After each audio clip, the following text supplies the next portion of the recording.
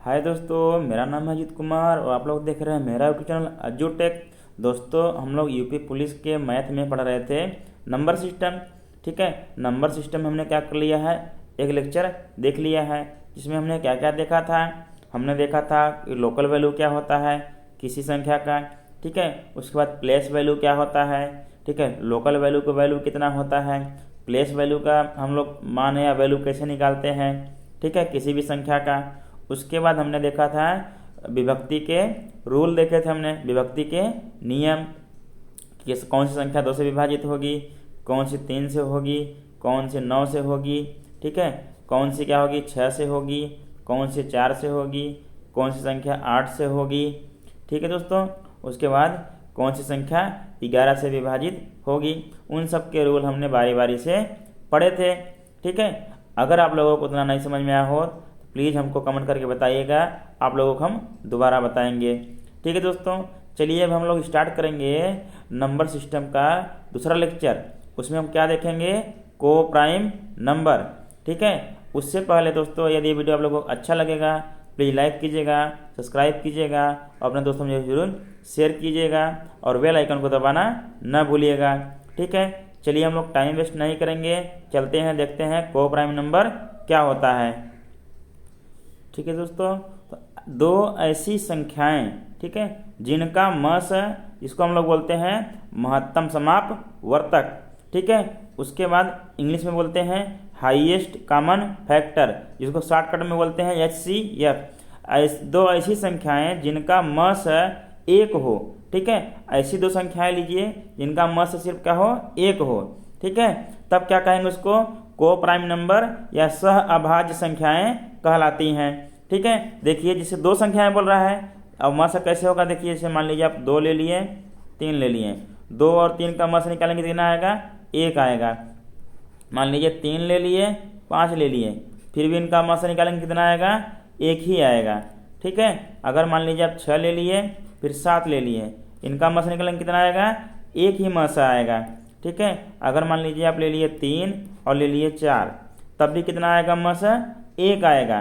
ठीक है, ऐसी भी दो संख्याओं का जोड़ा लीजिए। ठीक है, दो संख्याओं का जोड़ा होना चाहिए। जैसे देखिए यहाँ हो गया 2 3, फिर 3 5, 6 7, 3 4। इसी प्रकार हम लोग कर सकते हैं 9 11। ठीक है, 9 11 कर सकते हैं, 11 13 कर सकते हैं। ठीक है, जो भी संख्या आप लिखिए उसका सिर्फ और सिर्फ क्या होना चाहिए, मस कितना होना चाहिए, 1 होना चाहिए। ठीक है, जो भी संख्याएं आप लेंगे, दो संख्याएं, उन दोनों का मस यदि 1 हो जाता है उसको हम लोग क्या कहेंगे, को प्राइम नंबर कहेंगे। ठीक है, चलिए अब देखते हैं दोस्तों, अब ऑड नंबर देखेंगे और इवन नंबर देखेंगे। चलिए दोस्तों देखते हैं हम लोग इवन नंबर या सम संख्या किसको कहते हैं। इवन नंबर को हिंदी में सम संख्या बोलते हैं। ठीक है, जो प्राकृतिक संख्याएं 2 से पूर्णतया विभक्त हों। ठीक है, जो भी प्राकृतिक संख्या 2 से पूर्णतया विभक्त होगी उसको हम लोग क्या कहेंगे, इवन नंबर कहेंगे। जैसे हमने लिया है 2 4 6 8 10 12 14 16 18 20 22 24। ठीक है, ऐसे से चलता जाएगा। ठीक है, समझ में आ गया। चलिए देखते हैं अब ऑड नंबर। ठीक है दोस्तों, हमने इवन नंबर देखा, अब देखेंगे ऑड नंबर। ठीक है, ऑड नंबर या क्या कहते हैं, विषम संख्या हिंदी में बोलते हैं। ठीक है, किसको कहेंगे, जो प्राकृतिक संख्याएं 2 से विभक्त नहीं होती हैं। ठीक है, उसको क्या कहेंगे हम लोग, ऑड नंबर या विषम संख्या बोलते हैं। ठीक है, जैसे देख लिए 23 35 37 57 81 91 93 101, ये सब क्या होंगे, 2 से विभाजित नहीं होंगे। ठीक है, बस सेम फंडा है, सेम रूल है, बस हल्का सा चेंज है। बस आपको ध्यान रखना है, यदि 2 से विभाजित हो जाती है कोई भी प्राकृतिक संख्या तो क्या हो जाएगी, इवन नंबर हो जाएगा। यदि 2 से विभाजित नहीं होती है क्या हो जाएगा, ऑड नंबर हो जाएगा। बस इतना ही याद रखना है। ठीक है, आइए दोस्तों देखते हैं, एक नोट है। ठीक है, क्या है इंपॉर्टेंट क्वेश्चन क्या है, देखिए, यदि कोई दी गई प्राकृतिक संख्या, ठीक है, यदि कोई दी गई प्राकृतिक संख्या 2 अभाज्य संख्याओं में से प्रत्येक से पूर्णतया विभक्त हो, ठीक है, तो वह संख्या उनके गुणनफल से भी विभाजित होगा। ठीक है, देखिए मान लीजिए अगर आपको दिया हो संख्या, क्या दी हुई है, आपको दी हुई है 12। क्या दी हुई है? 12। और आपको दो को प्राइम नंबर दिए हुए हैं 2, 3 दिए हुए हैं। देखिए 12 जो है वो क्या कह रहा है? 2 से विभाजित होगा। देखिए 12/2 करेंगे बराबर क्या आएगा? 6 आएगा। और यदि 12/3 करेंगे, 3 चौको क्या आएगा? 12 आएगा। ठीक है, देखिए 2 से भी विभाजित है 12 और 3 से भी क्या है? विभाजित है 12। अब हम लोग देख सकते हैं जो कह रहा है, देखिए जो हमको कह रहा है कि यदि दो सहअभाज्य संख्याएं हैं, वो क्या है कि जो एक संख्या दी हुई है उसको अलग अलग विभाजित करती हैं। ठीक है, जो संख्या है वो प्रत्येक से विभाजित हो जाती है। तब क्या कह रहा है? इनका गुणनफल भी, जो इनका गुणनफल होगा उससे अगर जो संख्या दी हुई उसको भाग देंगे, पूर्णतः क्या हो जाएगा? विभाजित हो जाएगा। देखिए इनका गुणनफल क्या होगा? 2 × 3 बराबर क्या हो जाएगा? 6 हो जाएगा। ठीक है, अब देखिए 12 में 6 का भाग देखिए, देख लीजिए कितना हो जाएगा? 6 दूना 12। तो वही चीज़ कह रहा है, यदि कोई दी गई प्राकृतिक संख्या दो सहअभाज्य संख्याओं में से प्रत्येक से विभक्त हो तो वह संख्या उनके गुणनफल से भी विभाजित होगा। ठीक है, जो इतना लंबा चौड़ा कथन कह रहा है, उस लंबा चौड़ा कथन का सिर्फ क्या है? सार जो बोलते हैं वो क्या है कि यदि 12 संख्या दी हुई है, दो सहअभाज्य संख्या 2 और 3 दी हुई हैं, यदि 12 2 से भी विभाजित हो रहा है और 3 से भी विभाजित हो रहा है, तो 12 क्या होगा? 2 × 3 मतलब 6 से भी विभाजित होगा। ठीक है, ये नियम यही कह रहा है। कितनी भी संख्या बड़ी हो, कितने भी को प्राइम नंबर बड़ी संख्या हो, उन सब के लिए क्या होगा? यही रूल रहेगा। ठीक है दोस्तों, चलिए अब आगे बढ़ते हैं। देखिए दोस्तों, कह रहा है प्राइम नंबर, अगला क्या है अपना? प्राइम नंबर है। इसको बोलते हैं हम लोग अभाज्य संख्याएं। ठीक है, प्राइम नंबर या अभाज्य संख्या जो भाज्य न हो, उसके लिए क्या कंडीशन होगी? देखिए, ऐसी प्राकृतिक संख्याएं जिनके सिर्फ और सिर्फ कितने होते हैं? 2 गुणनखंड हों। ठीक है, क्या कहलाते हैं? अभाज्य संख्या कहलाती है। ठीक है, अगर मान लीजिए हम लोग कहते हैं क्या है? 3 है। 3 एक क्या है? अभाज्य संख्या है। कैसे? देखिए एक गुणनखंड इसका क्या होगा? 1 होगा और दूसरा खुद इसका संख्या होगा क्या होगा? 3 होगा। ठीक है, मतलब ऐसी संख्याएं जिनका गुणनखंड, पहला गुणनखंड तो 1 होगा। ठीक है, वो 1 से विभाजित होंगी, दूसरा वो संख्या खुद होगी जिससे वो विभाजित होगी। ठीक है, तो उसको क्या कहते हैं हम लोग? प्राइम नंबर कहते हैं। सिर्फ कितने गुणनखंड होते हैं? सिर्फ और 2 ही गुणनखंड होते हैं, सिर्फ और सिर्फ। ठीक है, समझ में आया? और दोस्तों आपसे कोई पूछ ले कि 2 ये क्या है? ये आपको प्राइम नंबर है कि क्या है? आप लोग क्या कहेंगे? ये भी एक प्राइम नंबर है, क्योंकि इसके सिर्फ और सिर्फ कितने गुणनखंड होते हैं? 2 ही गुणनखंड होते हैं। एक तो 1 होता है, दूसरा क्या होता है? 2 होता है। ठीक है, अगर आपसे कोई पूछ ले 5, ये भी क्या है? कितने गुणनखंड इसके होते हैं? सिर्फ 2 होते हैं। एक होता है 1 और एक होता है इसका खुद का 5। ठीक है, मतलब एक तो 1 से विभाजित होगी, दूसरा किससे विभाजित होगा? सिर्फ 5 से विभाजित होगा। मतलब ये भी क्या है? एक प्राइम नंबर है। ठीक है, अब आपसे कोई पूछ ले 1 से लेके, ठीक है, 1 से 100 तक में कितने प्राइम नंबर होते हैं? आप लोग क्या बताएंगे? 25 प्राइम नंबर होते हैं। ठीक है, 1 से लेके 100 तक कितने प्राइम नंबर होते हैं? 25 प्राइम नंबर होते हैं। ये आप लोग क्या करिएगा? याद रखिएगा। आप सब लोगों से क्या किया जाता है? क्वेश्चन पूछा जाता है कि संख्या 1 से लेके 100 तक में कितने प्राइम नंबर होते हैं? क्या आप लोग बताएंगे? 25 प्राइम नंबर होते हैं। ठीक है दोस्तों, चलिए आगे बढ़ते हैं। अब चलिए दोस्तों, हम लोग अगला टॉपिक पढ़ेंगे डिवीजन ऑन नंबर्स। ठीक है, संख्याओं में भाग संक्रिया पढ़ेंगे।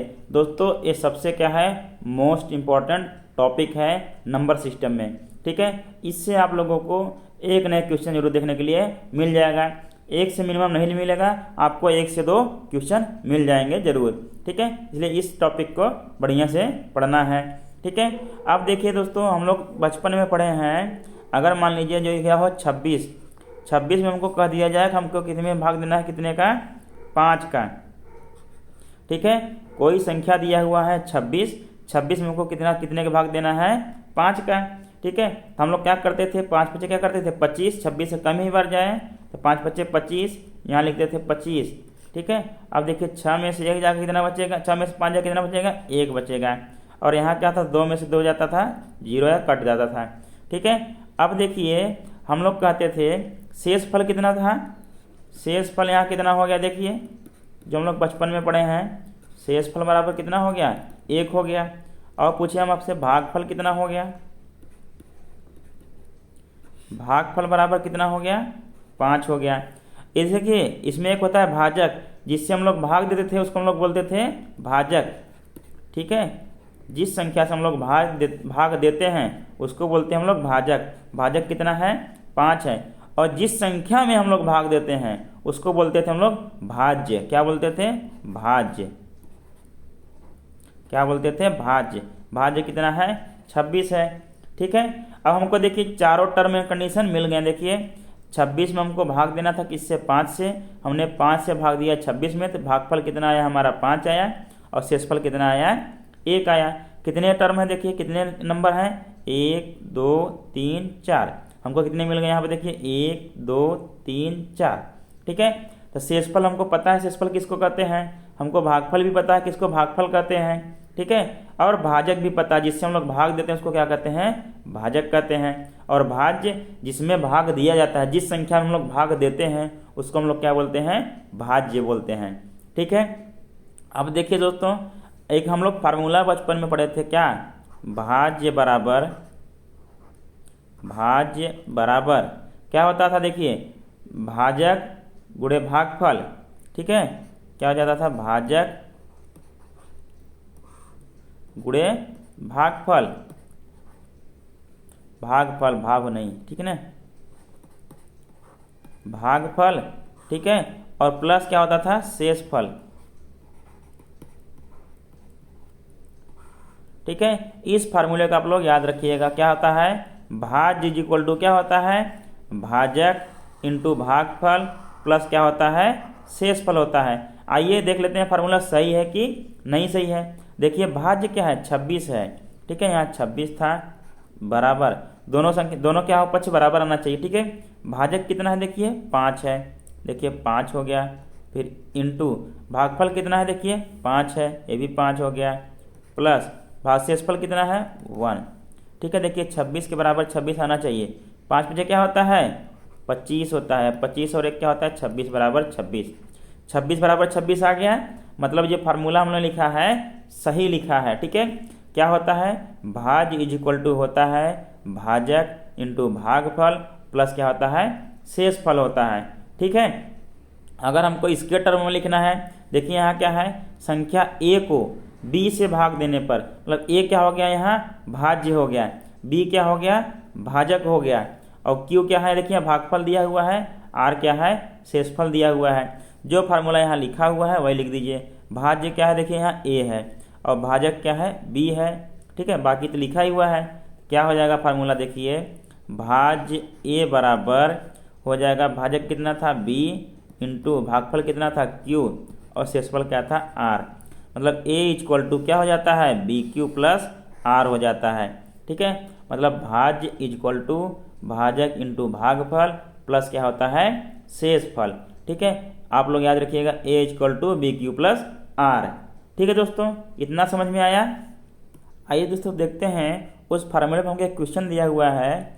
कह रहा है 1043 को किसी संख्या से भाग देने पर भागफल 11 तथा शेषफल 20 है। क्या ज्ञात करना है, भाजक ज्ञात करना है। किसको भाग करना है, 1043 को किसी संख्या से भाग दिए हैं, मतलब अपना भाज्य क्या है, भाज्य a, ठीक है। अभी पूरा पूरा लिखते हैं, बाद में शॉर्टकट में लिखेंगे। भाज्य a बराबर हमको दिया है 1043, ठीक है। और हमको क्या दिया, भागफल। भागफल से हम लोग किसको डिनोट किए थे, q, किससे, q से, किससे, q से, भागफल q, ठीक है। q बराबर कितना है, 11, और शेषफल r, ठीक है। शेषफल कितना है, r, शेषफल r बराबर कितना है, 20 है। हमसे क्या पूछा है, भाजक। क्या पूछा है, भाजक, मतलब b बराबर क्वेश्चन मार्क, इसको क्या हमने लिखा था, भाजक b, ठीक है। अब जहाँ भी हमको मिलेगा उसको हम लोग भाज्य को a लिखेंगे, भाजक को b, ठीक है, भागफल को q, शेषफल को r। हम लोग चूंकि जानते हैं a इक्वल टू होता है बी क्यू प्लस r, मतलब भाज्य इक्वल टू होता है भाजक इंटू भागफल प्लस शेषफल, ठीक है। a हमको पता है कितना है, 1043 इक्वल टू बी हमको ज्ञात करना है, क्यू हमको दिया हुआ है क्या 11, फिर प्लस देखिए आर कितना है 20 है। इसका 20 को क्या करेंगे इधर लाएंगे, क्या हो जाएगा माइनस में हो जाएगा, ठीक है। तो 1043 minus 20 equal to b into 11, ठीक है। अब देखिए 1043 में से अगर 20 जाएगा कितना बचेगा 1023 बचेगा, ठीक है, इक्वल टू बी इंटू 11, ठीक है दोस्तों। अब देखिए दोस्तों हमको किसका वैल्यू निकालना है, बी का वैल्यू ज्ञात करना है। हम लोग क्या करेंगे 11 को इधर ले चलेंगे, तो यहाँ गुणा है तो बाएं साइड जगह क्या हो जाएगा भाग हो जाएगा, ठीक है। तो बी को हम लोग बाएं लिख लेते हैं, बाकी सब दाएं लिख लेते हैं, ठीक है। मतलब 1023 बटा क्या हो जाएगा 11, ठीक है। अब देखिए बी बराबर तब क्या आएगा 102 में 11 का भाग देंगे तो 11 क्या होता है 99, 11 99, ठीक है। 3 बचेगा फिर 33 हो जाएगा, 11 यहाँ 33, मतलब दोस्तों कितना आया अपना भाजक कितना आया 93 आ गया। यही क्या है हमारा आंसर है, ठीक है दोस्तों। चलिए आगे बढ़ते हैं। अब आइए दोस्तों देखते हैं दूसरा क्वेश्चन। इसमें अगर आपको दे दे जैसे कोई संख्या दे दे कि 1000 में से छोटी संख्या कौन सी घटाई जाए कि शेष बची संख्या 19 से पूर्णतः विभक्त हो जाए, ठीक है। ऐसे में दोस्तों क्या किया जाता है कि जो संख्या दी रही होती है और जिस संख्या से भाग करने के लिए बोलता है उस संख्या से भाग दे देते हैं, मतलब जो संख्या दी हुई है भाग करने के लिए, और जिसमें भाग करना है उसको क्या करते हैं भाग कर लेते हैं। भाग करने के बाद जो शेषफल बचता है वही संख्या क्या होनी चाहिए घटानी चाहिए, तभी तो पूर्णतः विभक्त हो जाएगी। जब उस संख्या को शेषफल जो बचेगा उसको घटा देंगे उसमें से, तब भाग देंगे तो पूर्णतः विभक्त हो जाएगी, ठीक है। आइए देखते हैं इस एग्जाम्पल को करके। दिया 1000 में से ऐसी कौन सी छोटी संख्या घटाई जाए कि 19 से भाग देने पर पूर्णतः वो क्या हो जाए विभक्त हो जाए। तो हम लोग क्या करेंगे दोस्तों, पहले इस संख्या में 1000 में 19 से भाग दे देंगे, ठीक है। देखिए 19 में अगर हम लोग भाग देंगे 1 में तो नहीं जाएगा, 0 बढ़ाएंगे फिर भी नहीं जाएगा, फिर 100 में भाग देंगे तब जाएगा, ठीक है। तो 19 से क्या होता है 76, ठीक है। 19 से क्या हो जाता है 76, और 19 बचे क्या होता है 95, कितना होता है 95, 19 बचे क्या हो गया 95, क्या हो जाएगा देखिए 90 5 95, ठीक है। यहाँ देखिए उधार लेगा 10 में से 5 जाएगा, क्या बचेगा 5 बचेगा। यहाँ देखिए 9 बचा था, 9 में से क्या हो जाएगा 0, यहाँ उधार ले लिया था 0, ठीक है। कितना बचा 5 बचा, इसको क्या लेंगे उतार लेंगे 0, ठीक है। 19 के 19 दूना 38, 19 से 57 हो जाता है, 50 से ज़्यादा हो जाएगा, कितनी बार जाएगा 19 दूना 38, ठीक है। अब देखिए 0 में 60 जाएगा नहीं, एक उधार लेगा कितना हो जाएगा 10, 10 में 60 जाएगा कितना होगा 2, यहाँ उधार दे दिया 50 4 में से 3 जाएगा कितना बचेगा 1, शेषफल कितना आया 12, ठीक है दोस्तों। अब देखिए अगर हम 1000 में से 12 को घटा दें तब अगर हम 19 से भाग देंगे उस संख्या में तो क्या हो जाएगा वो पूर्णतः विभक्त हो जाएगी, क्योंकि शेषफल तो 12 आ रहा है। तब देखिए तब कौन सी संख्या घटानी थी हमको 12 घटानी थी, वह कौन सी छोटी संख्या घटानी है 12 को घटानी है, ठीक है। देखिए कैसे 1000 फिर 12 इसमें से घटा देंगे यार, ठीक है। देखिए 10 में से 2 जाएगा कितना बचेगा 8, ठीक है। यहाँ 9 में से 1 जाएगा कितना बचेगा दोस्तों, कितना बचेगा 8। यहाँ देखिए एक उधार ले लिया था तो 9 बचा था, 988 आ गया, कितना आ गया 988। अब देखिए 988 में अगर हम 19 का भाग देते हैं तब, ठीक है, 19 का भाग देंगे, देखिए 19 बचे क्या होता है 95, क्या होता है 95। यहाँ बचा कितना 3, ये 9 से 9 कट गया, ये क्या है 8 है, 8 उतर जाएगा, 19 का 19 दूना क्या हो जाएगा 38, ठीक है। 38 से 38 क्या हो जाएगा कट जाएगा, ठीक है। देखिए पूरा विभाजित हो गया, मतलब कौन सी संख्या घटानी थी 12।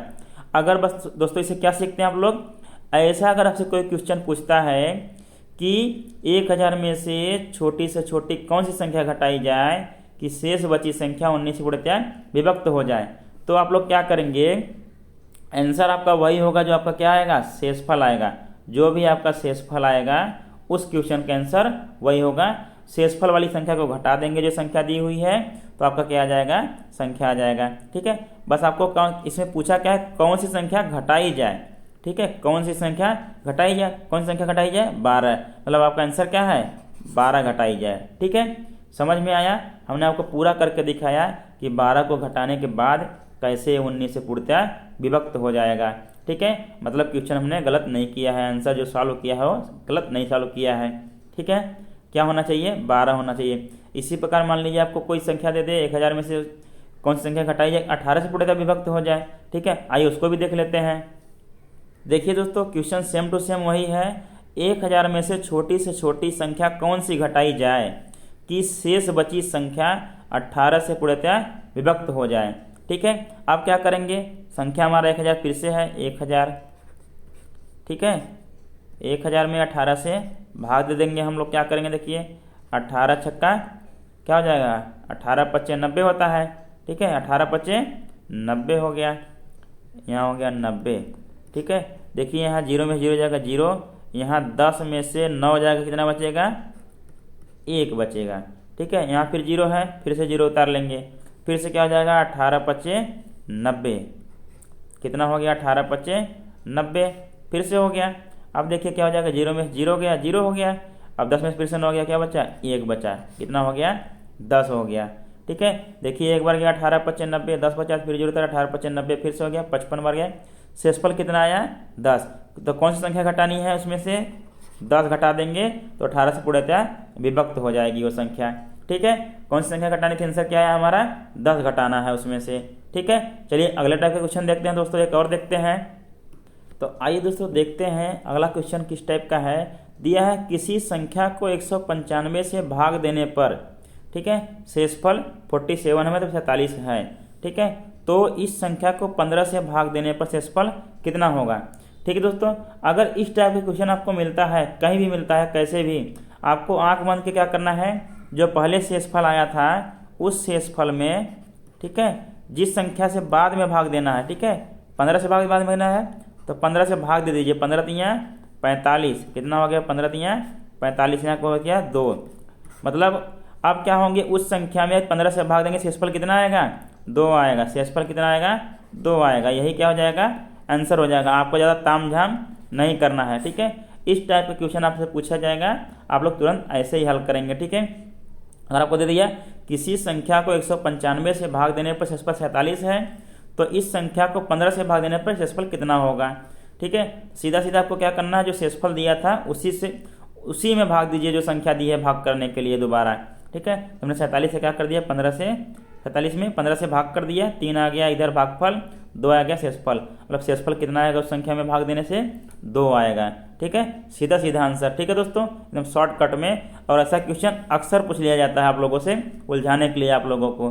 ठीक है, आइए दोस्तों देखते हैं, इसी टाइप का अगला क्वेश्चन दिया हुआ है आपको, किसी संख्या को 136 से भाग देने पर शेषफल कितना आता है, 36 है। ठीक है, तो इस संख्या को 17 से भाग देने पर शेषफल कितना होगा। ठीक है, जो हमने ट्रिक बताया है वही ट्रिक आपको अपनाना है। सीधा सीधा क्या करना है, 36 में 17 से भाग दे देना है। 36 में क्या करेंगे, अब 17 से भाग दे देंगे, क्या हो जाएगा, 17 दूना 34। ठीक है, यहाँ बचेगा 6 में से 4 गया, क्या हो गया, 2 हो गया, 3 में से 3 गया, शेषफल कितना आया, 2 आया। यही हो गया हमारा आंसर। ठीक है, चलिए एक क्वेश्चन और देखते हैं, इसी पर कितना जल्दी होता है देखते हैं। आइए दोस्तों देखते हैं, अगला क्वेश्चन हमको दिया हुआ है, किसी संख्या को 156 से भाग देने पर शेषफल 29 है। ठीक है, तो इस संख्या को 13 से भाग देने पर शेषफल कितना होगा। ठीक है, फिर से वही ट्रिक लगाइए आप लोग। चलिए देखते हैं, 29 में 13 से भाग देते हैं, 29 में 13 से भाग दे लेते हैं, 13 दूना 26। ठीक है, 9 में 6 गया, कितना बचा, 3 बचा। ठीक है, शेषफल कितना आया इसका, 3। मतलब उस संख्या में यदि हम लोग 13 से भाग दे देंगे तो शेषफल हमारा कितना आएगा, 3 आएगा। ठीक है दोस्तों, इतना बढ़िया सा ट्रिक बताए हैं। जो लोग नहीं देखेंगे, जो लोग हमसे नहीं पढ़ेंगे, वो लोग क्या करेंगे, सब ट्रिक से क्या हो जाएंगे, वंचित हो जाएंगे। इसलिए आप लोग वीडियो को पूरा देखा करिए, स्किप मत किया करिए। ठीक है, कहीं न कहीं आपको ट्रिक मिल जाती है। ठीक है, आपको अपना बेसिक भी सुधार करना है, बेसिक भी कंसेप्ट आपको समझना है। कंसेप्ट समझने के बाद आप लोगों को क्या करना है, ट्रिक को अप्लाई करना है। ठीक है दोस्तों, समझ गए। चलिए देखते हैं आगे क्या दिया हुआ है। चलिए दोस्तों, हम लोग देखेंगे अब कुछ विशेष फार्मूले। ठीक है, इसका फार्मूला होता है, कोई एक फार्मूला रहेगा, फार्मूला होता है। अगर ढेर सारे फार्मूले रहते हैं तो क्या होता है, फार्मूले हो जाता है। क्या हो जाता है, फार्मूले हो जाता है। ठीक है, आप लोग ये मत सोचिएगा कि स्पेलिंग गलत है, स्पेलिंग क्या है, सही है। ठीक है, इसमें क्या करेंगे हम लोग, कुछ देखते हैं फार्मूला। ठीक है, अलजेब्रा के फार्मूला देखेंगे इंपॉर्टेंट, जो हमको यूज करना पड़ता है, सरलीकरण में भी उसका यूज होता है, सिंप्लीफिकेशन में और नंबर सिस्टम में भी यूज होता है। बाकी भी क्वेश्चन अगर हम लोग सॉल्व करेंगे उसमें भी यूज होता है। मतलब हम लोग जो फार्मूला देखने चल रहे हैं वो सब फार्मूले क्या हैं, मोस्ट इंपॉर्टेंट है। ठीक है, इधर से आप लोग बेस अपना तैयार कीजिए, बाकी रट जाइए पूरा। ठीक है, चलिए दोस्तों हम लोग क्या करेंगे, फार्मूला देखेंगे। पहले देखेंगे ए प्लस बी का होल स्क्वायर बराबर क्या होता है। इसमें होता है दोस्तों ए स्क्वायर, ठीक है, plus B square plus 2ab होता है। ठीक है, दूसरा होता है ए माइनस बी का होल स्क्वायर। ठीक है, ए माइनस बी का होल स्क्वायर। इसमें हो जाएगा, इसमें भी ए स्क्वायर प्लस बी स्क्वायर, बस यहाँ जो प्लस 2ab था उसमें इसमें क्या हो जाएगा -2ab। ठीक है दोस्तों, हम आपको इसको फार्मूला का डेरिवेशन भी सिखाते हैं, लेकिन क्या है आप लोगों के पास टाइम नहीं है डेरिवेशन सीखने के लिए, इसलिए आप लोग अपने डेरिवेशन अपने सीख लीजिएगा, हम आपको फार्मूला बस लिखा दे रहे हैं। ठीक है, अब देखिए एक फार्मूला और होता है ए प्लस बी का होल स्क्वायर, फिर देखिए प्लस ए माइनस बी का होल स्क्वायर। अब दोस्तों अगर आपसे मैं पूछें, देखिए ये दिया हुआ है ए प्लस बी का होल स्क्वायर बराबर होता है A square plus B square plus 2ab। यहाँ दिया हुआ है ए माइनस बी का होल स्क्वायर इक्वल टू क्या दिया हुआ है A square plus B square minus 2ab। अगर इन दोनों को हम लोग जोड़ने के कहें आप लोगों को, जब जोड़ेंगे देखिए यहाँ प्लस 2ab है, यहाँ माइनस 2ab है, ये दोनों क्या हो जाएंगे, कट जाएंगे, बाकी सब क्या हो जाएंगे, जुड़ जाएंगे। ठीक है, और इसको हमने पढ़ाया भी है, जब हम सिंप्लीफिकेशन आप लोगों को पढ़ा रहे थे तब उसमें मैं आपको अच्छे से समझाया था, इसमें हमने क्वेश्चन भी सॉल्व कराया था इस फार्मूले पर। ठीक है, चलिए तब देखिए क्या बचेगा, यहाँ बचेगा 2a स्क्वायर, देखिए ए स्क्वायर जुड़ेगा क्या हो जाएगा 2a स्क्वायर हो जाएगा, यहाँ बी स्क्वायर जुड़ेगा क्या हो जाएगा 2b स्क्वायर हो जाएगा, और यहाँ प्लस 2ab है माइनस 2ab कट जाएगा। फार्मूला हमारा क्या आएगा 2 ब्रैकेट में ए स्क्वायर प्लस बी स्क्वायर। इसको आप लोगों को याद रखना है कि ए प्लस बी का होल स्क्वायर प्लस ए माइनस बी का होल स्क्वायर इक्वल टू होता है 2 ब्रैकेट में ए स्क्वायर प्लस बी स्क्वायर। इसी प्रकार अगर मान लीजिए आप लोगों को दिया हो, अब ठीक है, यहाँ प्लस के स्थान पर क्या दिया हुआ माइनस ए प्लस बी का होल स्क्वायर माइनस ए माइनस बी का होल स्क्वायर, तब क्या हो जाएगा, देखिए अभी देखिए प्लस था जिसे जोड़ दिए थे, अब माइनस हो गया, माइनस में क्या होगा ए स्क्वायर बी स्क्वायर कट जाएंगे। ठीक है, ए माइनस के माइनस माइनस प्लस हो जाएगा, चिन्ह बदल जाएगा, तब फार्मूला हमारा आता है 4ab। ठीक है, क्या आता है, अगर आपको ऐसे दिया रहेगा ए प्लस बी का होल स्क्वायर माइनस ए माइनस बी का होल स्क्वायर बराबर क्या आता है फार्मूला 4ab। ये दोस्तों यहाँ आपको समझ में नहीं आएगा फार्मूला, हमने सिंप्लीफिकेशन में आपको पढ़ाया हुआ है। ठीक है, वहाँ जाके देख लीजिएगा, अगर बार बार पढ़ाएंगे तो आप लोगों को क्या होगा, टाइम वेस्ट होगा। ठीक है, इसलिए क्या करेंगे हम लोग एक ही बार बस देखेंगे, हमने इसको बढ़िया समझाया हुआ है कैसे ए प्लस बी का होल स्क्वायर माइनस ए माइनस बी का होल स्क्वायर बराबर 4ab कैसे आया हुआ है। ठीक है, उसके लिए आप लोग जाइएगा, अगर आपको कठिनाई होगी खोजने में वीडियो तो आप लोग सीधा सीधा जाइएगा प्ले लिस्ट में हमारा यूपी पुलिस मैथ के नाम से फोल्डर पड़ा होगा, उसमें आप लोग देख लीजिएगा, सिंप्लीफिकेशन में हमने इसको समझाया हुआ अच्छे से। चलिए देखते हैं अगला फार्मूला देखते हैं। एक फार्मूला इसमें और होता है, एक होता है A square minus B square. ठीक है, ये क्या है, मोस्ट पॉपुलर फार्मूला है। एक इसमें होता है एक कोष्टक में ए माइनस बी और दूसरे कोष्टक में होता है ए प्लस बी होता है। ठीक है, इतना हो गया स्क्वायर से फार्मूले से। अब देखते हैं क्यूब वाले फार्मूले। ठीक है, अब 5 फार्मूले हो गए, छठा फार्मूले देखेंगे। अब एक होता है ए प्लस बी का होल क्यूब। ठीक है, होल क्यूब है, सब में क्या आएगा क्यूब आएगा, पहले देखिए आएगा ए क्यूब, ठीक है, प्लस बी क्यूब प्लस आएगा 3ab, फिर ब्रैकेट में आएगा ए प्लस बी आएगा। ठीक है, अब देखिए दोस्तों सातवां फार्मूला क्या होता है, इसमें हो जाएगा अब ए माइनस बी का होल क्यूब। ठीक है, तब यहाँ पे हो जाएगा ए क्यूब, ठीक है, माइनस बी क्यूब, फिर माइनस 3ab, फिर ब्रैकेट में हो जाएगा ए माइनस बी। ये हो गया ए माइनस बी का होल क्यूब का फार्मूला। अब एक फार्मूला और होगा, 7 फार्मूले हो गए। 8वां फार्मूला देखिए आप लोग। ठीक है, ये होता है ए क्यूब माइनस बी क्यूब। इसके बराबर होता है, एक कोष्टक में होता है ए माइनस बी, ठीक है, दूसरे कोष्टक में होता है ए स्क्वायर, ठीक है, प्लस बी स्क्वायर प्लस ए बी, ठीक है। एक कोष्टक में हो गया ए माइनस बी, दूसरे कोष्टक में हो गया A square plus B square plus A B हो गया, ठीक है। एक फार्मूला और आपका बचता है, क्या है वो है ए क्यूब प्लस बी क्यूब बराबर होता है, एक कोष्टक में क्या होगा ए प्लस बी हो जाएगा, और दूसरे कोष्टक में बना हो जाता है ए स्क्वायर, ठीक है, प्लस बी स्क्वायर, यहाँ क्या हो जाएगा माइनस ए बी, ठीक है। ए क्यूब माइनस बी क्यूब वाले में क्या था, वहाँ प्लस ए बी था, यहाँ क्या हो गया माइनस ए बी हो गया, ठीक है दोस्तों। ठीक है दोस्तों, हमने इतने सारे फार्मूले देख लिए हैं अभी। अब क्या है कि इसमें ढेर सारे फार्मूले और भी हैं, ठीक है। अब क्या करेंगे, इतने सब मोस्ट इंपॉर्टेंट फार्मूले थे उसको हमने लिखा दिया है, बाकी यदि कहीं और आवश्यकता पड़ेगी कुछ तो हम क्या करेंगे उसको भी आप लोगों को लिखवा देंगे, उसको भी क्या करेंगे आप लोगों को समझा देंगे, आप लोग क्या करिएगा याद कर लीजिएगा, ठीक है दोस्तों। और क्या करेंगे, अब अगले लेक्चर से क्या करेंगे, हमने अपना बेस पूरा तैयार कर लिया है नंबर सिस्टम का। अब क्या करना है, बस हमको जो क्वेश्चन है उसको सॉल्व करना है, ठीक है। अगर आप लोग जितना हमने पढ़ाया है नंबर सिस्टम में उतना पढ़ के आएंगे तो आप लोगों को जो नंबर सिस्टम को मैं क्वेश्चन कराऊंगा आप लोगों को एकदम क्या लगेगा, हलवा लगेगा, ठीक है, एकदम फटाफट आप लोग क्वेश्चन सॉल्व कर लेंगे, ठीक है दोस्तों। तो आज के लिए बस इतना ही।